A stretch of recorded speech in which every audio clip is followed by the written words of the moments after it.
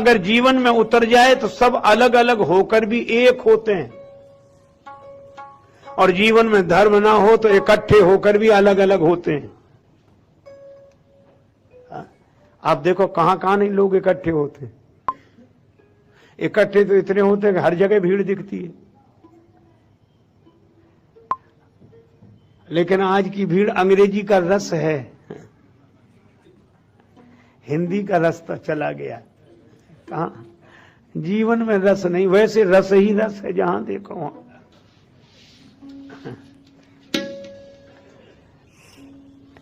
देखो भाई, इकट्ठा होना अलग बात है, एक होना अलग बात है। जहां इकट्ठे वहां भीड़ है, और भीड़ के बाद एक ही शब्द है भाड़। भीड़ भाड़, तो भीड़ का तो एक ही उद्देश्य, हमारी सुनो बाकी को भाड़ में जाने दो, हमारी भीड़। अच्छा, इकट्ठे होकर भी एक नहीं, कितने इकट्ठे हुए? 10,000। अच्छा, आप कल्पना करो, ये एक नहीं है, इकट्ठे हैं। क्यों? आप क्या समझते ये मिल गए तो लड़ेंगे? नहीं,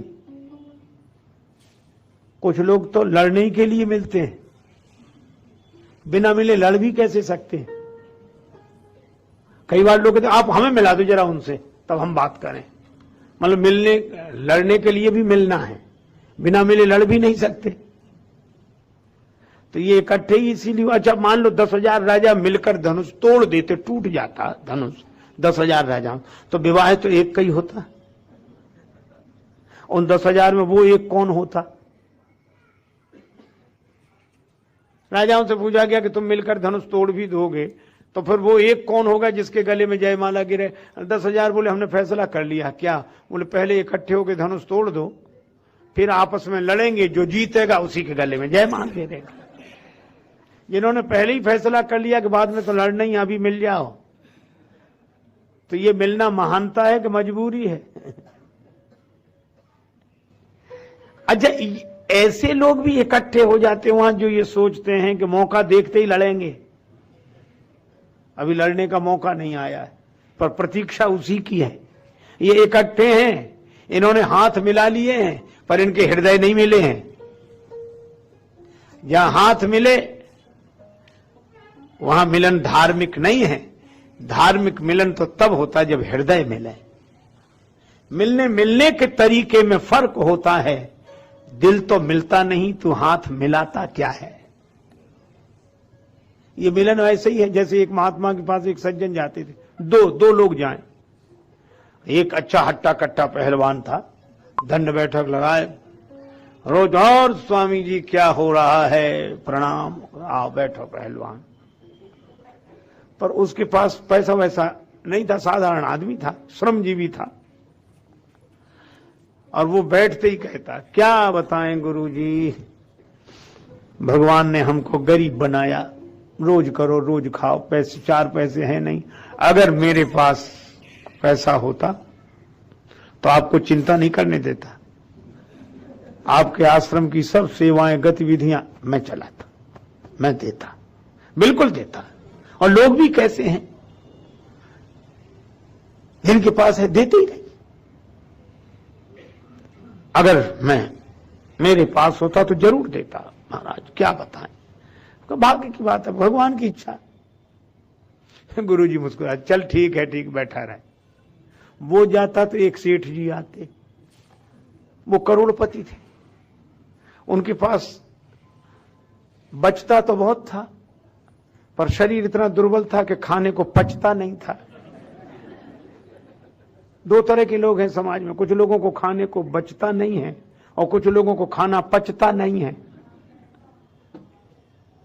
सब बेचारे वो सांस भरते हुए, स्वामी जी आओ आओ, डालो भैया ने कुर्सी डालो, बैठ गए। बड़ी देर में तो उनकी सांस रुकती, फिर कहते क्या बताएं महाराज, भगवान ने रोगी बनाया है, बीमार रहते डॉक्टर, अगर मैं थोड़ा हट्टा कट्टा होता तो आपके चरण दबाता, सेवा करता, लेकिन शरीर से हम ही नहीं उठ बैठ पाए, आपकी क्या सेवा करें। स्वामी जी फिर हंसते, और वो इसलिए हंसते थे कि जिसके पास धन है वो तन की शिकायत कर रहा है, स्वस्थ होते तो हम पांव दबा देते आपके, और जिसके पास तन है वो कहता धन होता तो कुछ सेवा कर देते। इसका मतलब करना ही नहीं चाहते। ये जिसके पास जो है वो लगाना नहीं चाहता, और शिकायत इस और ये और सिद्ध करा कि हम तो सेवक हैं ही। ये जो धार्मिकता है, ये धार्मिकता नहीं है, ये ढोंग है, ये पाखंड है, करना नहीं चाहते। एक आदमी बोला, क्यों महाराज, हमें लोभ छोड़ देना चाहिए, दान तो करना चाहिए, रखा है तो करना चाहिए कि नहीं? महात्मा बोले, हमसे पूछो? हाँ बोले, आपसे पूछ रहे हैं, लोभ छोड़ देना चाहिए, दान करना चाहिए कि नहीं, ये बताओ, आप बताओ, हम आपकी मानेंगे, आप बताओ। महात्मा बोले, तुम हमारी तो मानोगे, हमसे पूछने आए हो, और मान लो तुम अपने मकान के बाहर, तुम्हारा गांव में मकान है, और मकान के बाहर छप्पर के नीचे बैठे हो, और छप्पर के ऊपर से एक सांप निकले, और सांप धड़ाम से तुम्हारी गोद में गिरे, तो हमसे पूछने आओगे कि क्या करना चाहिए, इसको गोद में रखें कि इसको फेंक दें, गले में पूछोगे? बोले क्या मतलब? उस समय पूछना क्या, वो तो तुरंत गलत है। तो बोले, जब सांप तुम्हें गलत लगता है तो पूछने नहीं आते। अगर तुम्हें लोभ गलत लगता तो पूछने नहीं आते, दान करने लगते। अगर तुम्हें क्रोध गलत लगता तो पूछने नहीं आते। पूछना ही ये सिद्ध कर रहा है कि तुम्हें पूरी तरह से गलत लगा नहीं है। एक रेलगाड़ी में कई यात्री यात्रा कर रहे थे, गर्मी भयंकर, सो पानी बेचने वाले ये कहे, अठन्नी में एक गिलास पानी, अठन्नी में एक गिलास पानी, अठन्नी में एक गिलास पानी। तो एक आदमी बोला, 4 आने में नहीं दोगे? उसने कोई जवाब ही नहीं दिया, चला गया। लौट के आए तब तक पानी खत्म हो गया था। उसने कहा कि तुम न देते पानी, जवाब तो देते, हमने 4 आने में मांगा था गिलास, तुम 8 आने में गिलास। तो बोला, इसलिए हमने जवाब देना उचित नहीं समझा। कहा क्यों? बोले, जैसे ही तुमने कहा कि 54 में नहीं मिलेगा, हम समझ गए कि तुम्हें प्यास ही नहीं लगी है। जिसे प्यास लगी वो मोल भाव करेगा, जिसे प्यास लगी वो मोल भाव नहीं करता। इसी तरह जिसे सेवा की लगन होती है वो विचार नहीं करता, और विचार करने वाले तो विचारे होते हैं, इनसे ज्यादा कोई विचारा होते ही नहीं है। अभी हम विचार कर रहे हैं, अभी हम और विचार करने वाले बेचारे कई चले गए। आज के करैया, आज करने वाले, वर्तमान में जीने वाले सुखी हो जाते हैं, और काल के करैया काल गाल में समाई गए।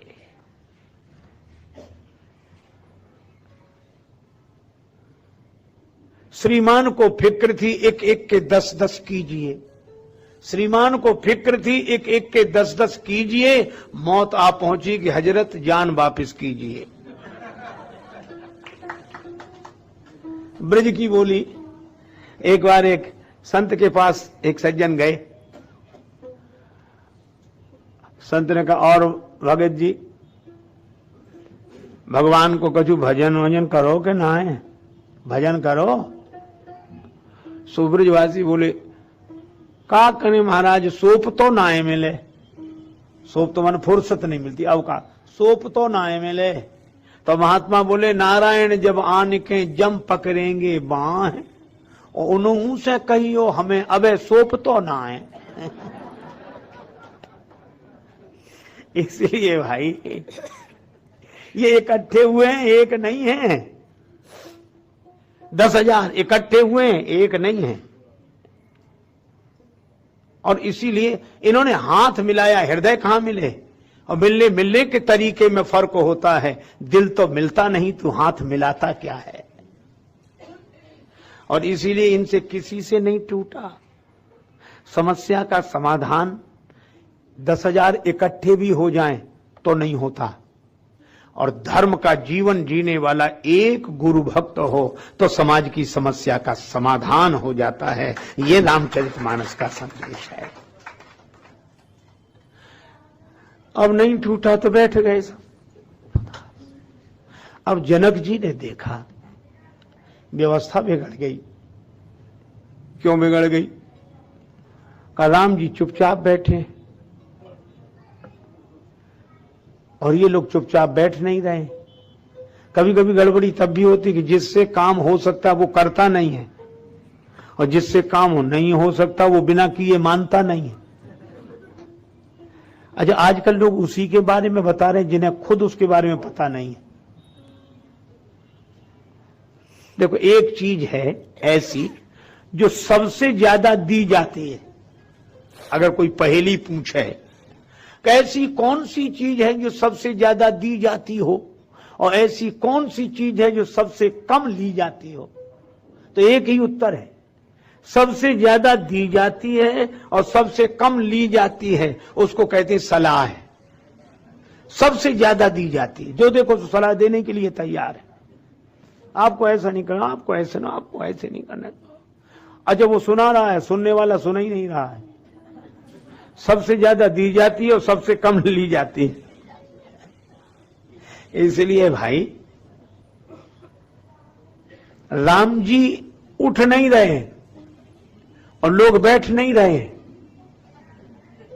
जनक जी ने सोचा कि इनको बिठाया जाए और राम जी को उठाया जाए, और तब उन्होंने युक्ति से ऐसे वचन कहे, भी विरोध में नहीं है, बोध से भरे हैं, लेकिन यही कहा कि कौन वीर है, काहे के वीर हो, वीर होने का प्रमाण देना चाहिए था, धनुष तो हिलता नहीं, वीर हो। अच्छा, नाम रख लेने से कोई वीर हो जाता है? एक आदमी कंधे पे बंदूक लिए खड़ा, कंधे पे बंदूक, और ऐसे कांपे, आगे बढ़े नहीं, बंदूक लिए। एक ने पूछा, क्या बात है, तुम्हारा क्या नाम है? सो बोला, बहादुर सिंह। और तुम्हारे पिता का नाम? शमशेर सिंह। कंधे पे क्या है? बंदूक। तो आगे क्यों नहीं बढ़ते? वो तब भौंक रहा है, ये बहादुर सिंह, शमशेर सिंह, बंदूक। तो नाम रख लेने से कोई वीर हो जाएगा? जनक जी ने कहा कि वीरता का कार्य करके दिखाते, धनुष तो हिला नहीं। हमने समझ लिया पृथ्वी वीरों से रहित हो गई। लक्ष्मण जी उठकर खड़े हो गए। अब लक्ष्मण जी को बड़ा क्रोध आया। अच्छा देखो, धर्म को आधार बनाकर ये कथा कई बार आपने सुनी, कथा वही है, पुरातन है, पर संदेश सनातन है धर्म की दृष्टि से। देखो, धर्मज्ञ पुरुष क्या करता है। लक्ष्मण जी को क्रोध आया, होंठ फड़कने लगे, भौं टेढ़ी हो गई, नेत्रों में लालिमा तोड़ गई, क्रोध आया। अब आप कहेंगे धर्म की विशेषता क्या है? आजकल जितने क्रोधी हैं वे अपने को क्रोधी नहीं मानते, लक्ष्मण समझते। किसी क्रोधी ने आज तक नहीं कहा कि मैं बड़ा क्रोधी हूं। एक आदमी को मैं जानता हूं, भगवान ने उनको इतनी कमजोर काया दी है कि मैदान में तो कभी नहा ही नहीं सकते। वो एक एक नस नाड़ियां आप आराम से गिन सकते हैं। अगर किसी को शोध करना हो कि शरीर में कितनी नाड़ियां हैं, तो भीतर जाने की जरूरत नहीं, बाहर से ही दिखती हैं। और वो अपने को ऐसा समझते हैं, उन्होंने से झगड़ा किया, वो तो हम आ गए, नहीं तो प्रलय हो जाती, प्रलय। और जब आते हैं तो पिटकर ही आते हैं, जब आते हैं पिटकर आते हैं, और प्रलय से कम बात नहीं करते। क्रोधी बहुत है। तो एक दिन उनको क्रोध आया तो ऐसे करने लगे, ऐसे कांपे क्रोध में बहुत। फिर हम लक्ष्मण हैं महाराज, फिर हम लक्ष्मण हैं। ये न कहे कि हम क्रोध में, फिर हम लक्ष्मण हैं। अरे हम रहने दे, तेरे जैसे होते लक्ष्मण। लक्ष्मण जी जब क्रोध करते बोलते तो धरती कांपती थी, तू तो खुद कांप रहा है। ये कोई बात है? लक्ष्मण जी को जो क्रोध आता है? देखो, क्रोध तो आया, लक्ष्मण जी का क्रोध तो दिखा, लेकिन आप ये सोचो, क्रोध में आज तक किसी आदमी ने सही काम किया? हमने तो नहीं किया, आपने किया हो तो बताओ। क्रोध में और सही काम, न वाणी सही रहे, न आंखें सही रहे। किसी को क्रोध आए बस शीशा दिखा दो और कुछ मत करो, देखो कैसा सरकार स्वरूप बना है? और ये रूप ही बदल देते। आप ऐसे समझो, क्यों, जैसे किसी के शरीर में भूत आ जाए तो उसकी बोली बदल जाती है, आंख बदल जाती है, और कैसी कैसी चिल्लाता करता है, तो लोग समझ लेते कि ये नहीं बोल रहा, भूत बोल रहा है, भूत। इसी तरह क्रोध भूत जब जा पे आवे, क्रोध का भूत जब बोले तब देखो आदमी तो रहता ही नहीं, वो क्रोध ही। पर आप आश्चर्य करो, मैं कहता हूं लक्ष्मण जी का क्रोध भी बंदनीय है। क्रोध में आज तक किसी ने कोई सही काम नहीं किया, लेकिन लक्ष्मण जी को जब क्रोध आया और बड़ा भयंकर क्रोध आया, होंठ फड़के, नेत्रों में लालिमा, भौं टेढ़ी, लेकिन सबसे पहले काम क्या किया लक्ष्मण जी ने? लगे बचन जनु बाण। पहला काम, नाई राम पद कमल सिरु, बोले गिरा प्रमाण। लक्ष्मण जी उठे और राम जी के चरण कमलों में सिर रखकर प्रणाम किया। मैं कहता हूं धन्य है ऐसा क्रोध। हम लोग बोध में भगवान को प्रणाम नहीं करते, और लक्ष्मण जी क्रोध तक में भगवान को प्रणाम करते, जो क्रोध में भी भगवान के चरणों से जुड़ा रहे। अच्छा, अब ये किसने जोड़ दिया भगवान के चरण से? धर्म ने। क्रोध आने पर गलत काम नहीं हुआ, क्यों? जीवन धर्ममय था कि नहीं नहीं आया है क्रोध, पर ऐसे नहीं बोलो, भगवान को याद रखो। धर्मात्मा आदमी क्रोध में भी सोचेगा भगवान को याद रखो, ऐसे नहीं करो। नाई राम पद कमल सिर, बोले गिरा प्रमाण। और जो क्रोध में भी तारीफ किसकी की? अपने बारे में कुछ नहीं बोले। लगता है कि अपने बारे में, कई लोगों को यही संदेह है कि लक्ष्मण जी अपने बारे में बोले। एक आदमी तो कह रहा था कि अगर लक्ष्मण धनुष तोड़ देते तो क्या होता। कैसी कैसी बातें सोचते हैं लोग। एक सज्जन तो कहते हैं लक्ष्मण तो तोड़ने को उठे थे धनुष, तो राम जी ने मना कर दिया कि रहने दे, जबकि लक्ष्मण जी दूसरी बात कह रहे हैं। लक्ष्मण जी ने कहा विद्यमान रघुकुल मणि जानी, राम जी बैठे हैं और ऐसी बात कही जा रही। राम जी क्या नहीं कर सकते? मैं तो राम जी का सेवक हूं, प्रभु आपकी आज्ञा मिल जाए कंधों के ब्रह्मांड उठाऊं। धनुष क्या गिनती में, तोरों छत्रक दंड जिम। अब लगता है कि लक्ष्मण जी ये कह रहे हैं कि मैं ऐसा कर सकूं। लक्ष्मण जी के कहने का अर्थ यह है कि बड़े भाई का सेवक जब इतना काम कर सकता है तो बड़े क्या कर सकते हैं। और परिणाम हुआ भी यही, लक्ष्मण जी के बोलने का प्रभाव भी यही हुआ। लक्ष्मण जी जब बोले तो लखन सकोप बचन जब बोले, डगमगान मही दिग्गज डोले, धरती हिलने लगी। तो एक ने कहा गजब है, गजब। कहा क्या? बोले छोटे भैया के बोलने से धरती हिल रही है। दूसरा बोला गनीमत है, बड़े भैया तो बोले ही नहीं है। जिसके छोटे भैया से ये तो बड़ा भैया। तो लक्ष्मण जी तो राम जी की महिमा प्रकट करने के लिए खड़े हुए, और यह भी कहा कि मैं धनुष तोड़ सकता हूं, छत्रक दंड की तरह धनुष तोड़ सकता हूं, कमल नाल की तरह धनुष को उठाकर 100 योजन जा सकता हूं। किसके बल पर? तुम में इतनी ताकत है। हमने कब कहा कि हम में इतनी ताकत है? यह है जोश में होश। अच्छा, क्रोध आदमी तभी तो करता है जब ताकतवर ना हो तो भी अपने को ताकत समझ ले, अपने को ताकतवर समझ ले। पर लक्ष्मण जी कहते हैं तोरों छत्रक दंड जिम, मुझ में शक्ति नहीं तो प्रताप बलनाथ, आपके बल पर। और जो न करो प्रभुपद शपथ कर न धरो धनुभात। और धरती हिलने लगी। ये बल किसका प्रकट किया? लक्ष्मण जी ने राम जी का बल प्रकट किया। अच्छा, आप एक बात देखो, बादल जल से भरा होए और रात होए अंधेरी, और बिजली चमके, तो बिजली चमकती तो है पर क्या चमकती रहती है? तुरंत मैं चमकी। किसी ने बिजली से कहा कि चमकती हो तो चमकती ही रहो, ये बंद काहे को हो जाती हो?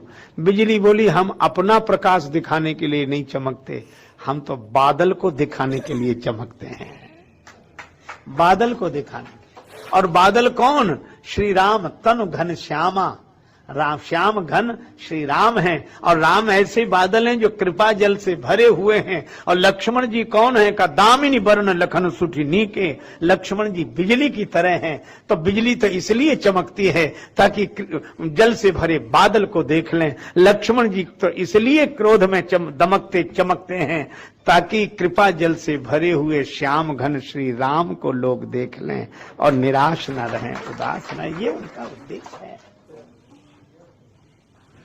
और जब लक्ष्मण जी ने यह सिखाया कि क्रोध में भी भगवान के चरणों को याद रखना, भूल मत जाना, यह धर्म है। और तब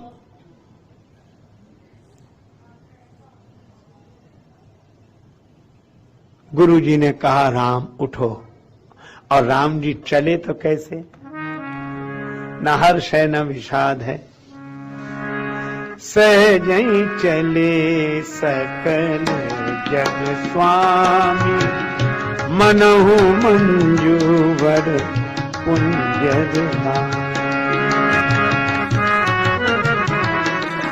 सकल जग स्वामी,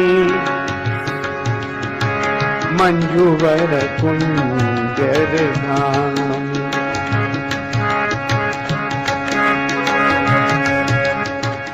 राम जी कैसे चल रहे, सहज। और राजा लोग कैसे चले थे, उठे अकुलाई चले, अकुला कर चले। पर ये राम जी निश्चिंत होकर जा रहे हैं। किसी ने कहा राजा लोग तो चिंता कर रहे थे, आप चिंता नहीं कर रहे, हमें क्यों चिंता करनी। गुरुजी ने यह थोड़ी कहा कि प्रयास करो, गुरुजी ने कहा कि राम शिव धनुष तोड़ दो, तो गुरुजी के संकल्प में तो धनुष टूट ही गया है, हमें क्या चिंता करनी।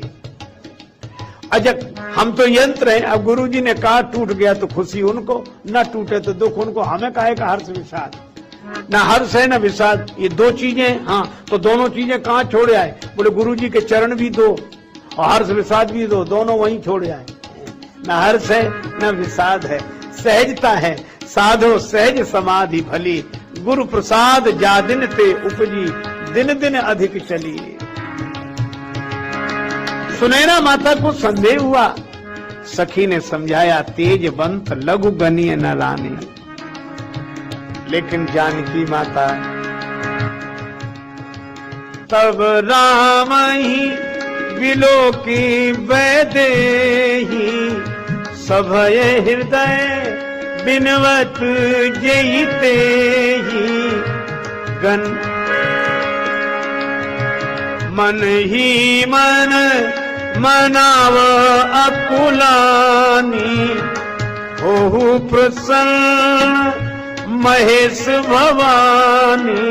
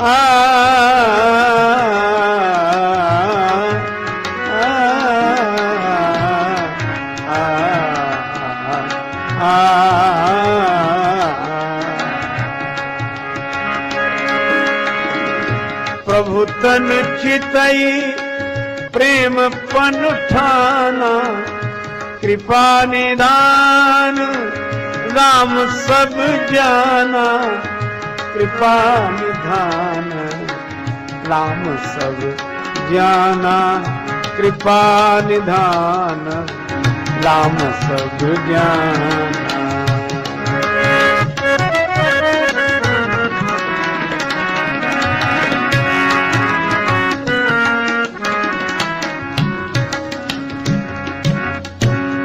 सीता माता अकुलाई तो, पर प्रार्थना किसकी कर रही? हो प्रसन्न महेश भवानी, हे शंकर भगवान आप प्रसन्न हो जाओ, धनुष आपका है। भवानी माता आशीर्वाद आपका है। गणेश जी आप विघ्न दूर करने वाले हैं, धनुष का वजन कम कर दो। गणेश जी बोले इस काम के लिए हम ही मिले हैं, हमारा ही वजन कौन सा कम है। पर सीता मैया बोली वजन कम करने की कला में आप कुशल हैं। जितने तुंदिल स्थूलकाय दिखते हैं, अगर वजन उसी तरह से होता तो बेचारे चूहे की क्या दशा होती जो आपका वाहन है। और संकेत कितना सार्थक है। गणेश जी बड़े हैं, प्रथम पूज्य हैं, और बड़े की पहचान यही है कि छोटे से छोटा भी जिसका वजन उठा ले वह बड़ा है। ऐसा बड़ा होना किस काम का? बड़े से बड़े जिनका वजन ही ना उठा पाए वे बड़े हैं, छोटे क्यों? क्योंकि बड़े होने का अभिमान नहीं है, बड़प्पन है। तो धनुष दिखता ऐसे ही रहे, छोटा हो, ये हल्का हो जाए। फिर धनुष से ही बोली हल्के हो जाओ। इसका अर्थ क्या है? फिर अपने में मनोबल प्रेम जाकर यही पर सत्य सने हो। ये धार्मिक संस्कारों के परिणाम हैं, क्योंकि वर पाने को भी वासना नहीं उपासना का भाव, यह धार्मिक संस्कारों की देन है।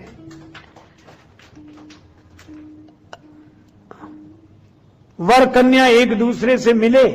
मैं देखो एक सज्जन बोले पुराने समय में कन्याओं का विवाह होता तो बोले हमारे गांव में कैसे था कि पुरोहित महाराज जाते, एक सेवक उनके साथ जाता, और जहां जाते वो जन्म कुंडली देख के विवाह तय कर कर आके आ जाते, परिवार वाले स्वीकार कर लेते।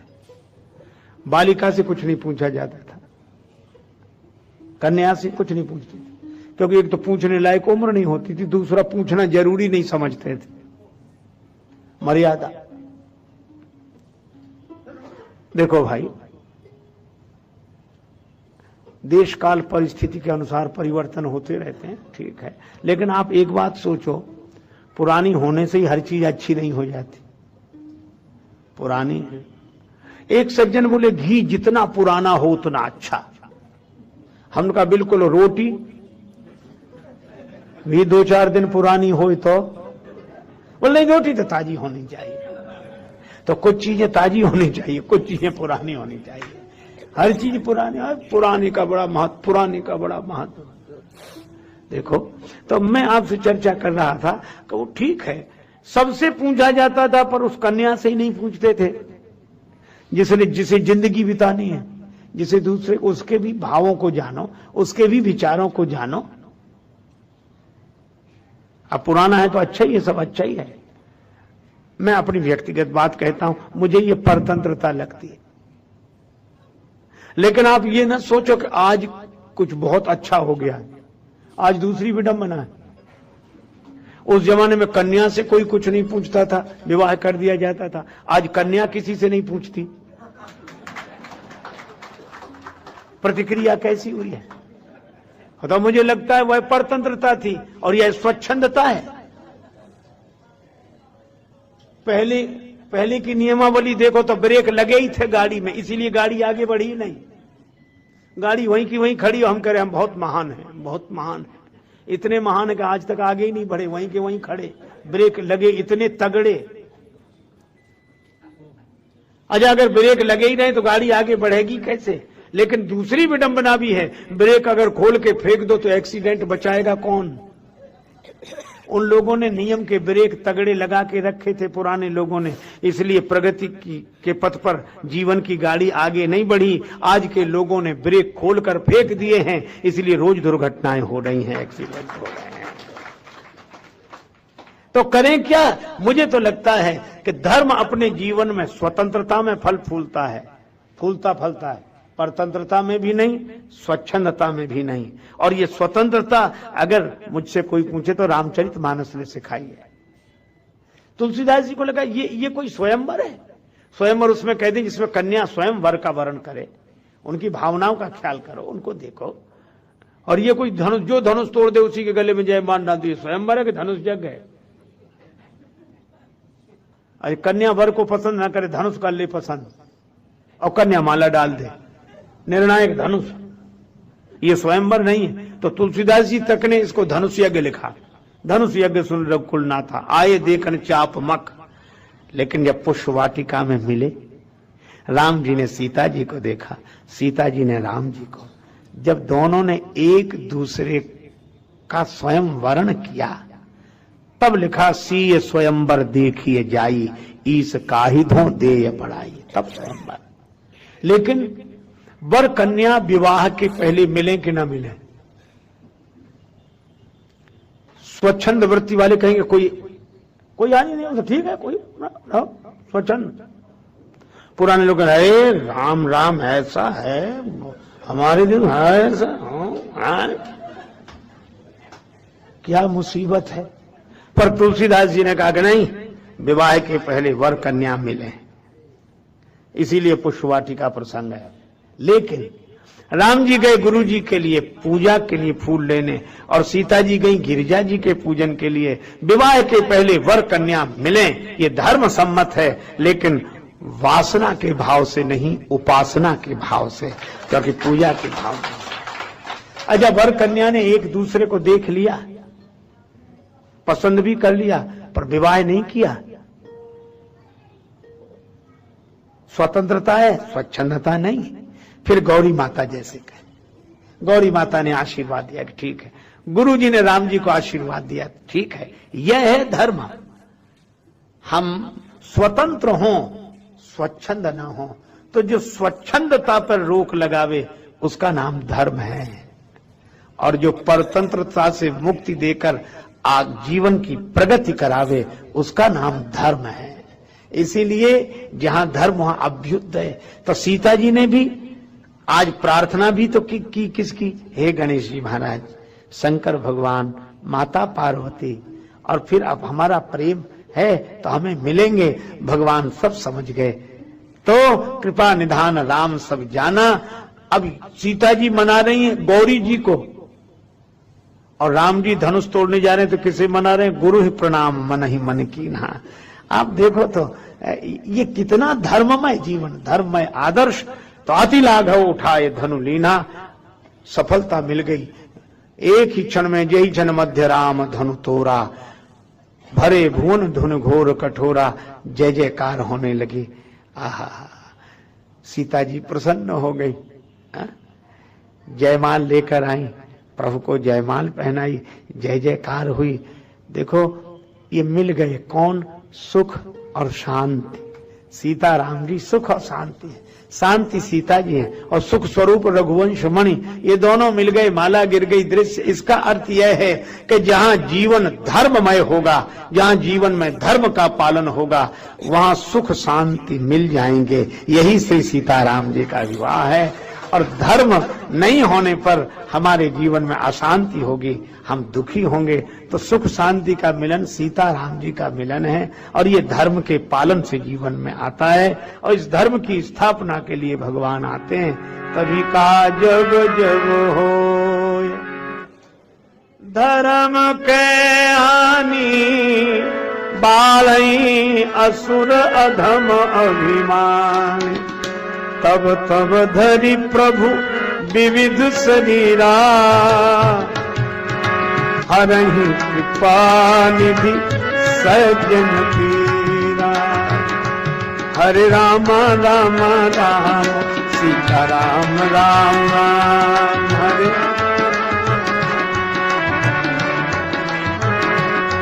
हरे राम राम राम सीता राम राम राम,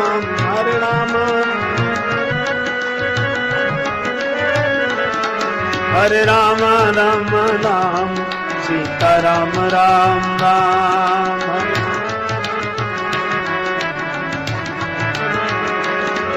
हरे राम राम राम सीता राम राम राम,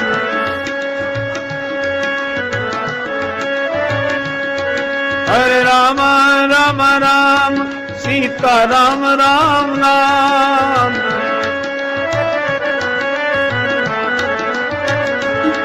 हरे राम राम राम सीताराम राम राम।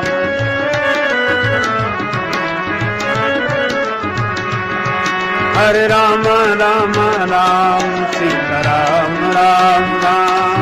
हरे राम राम राम।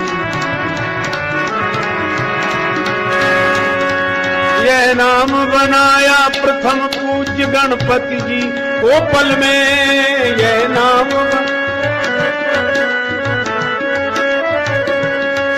मिल गया यही अवलंबना सबरी को जंगल में।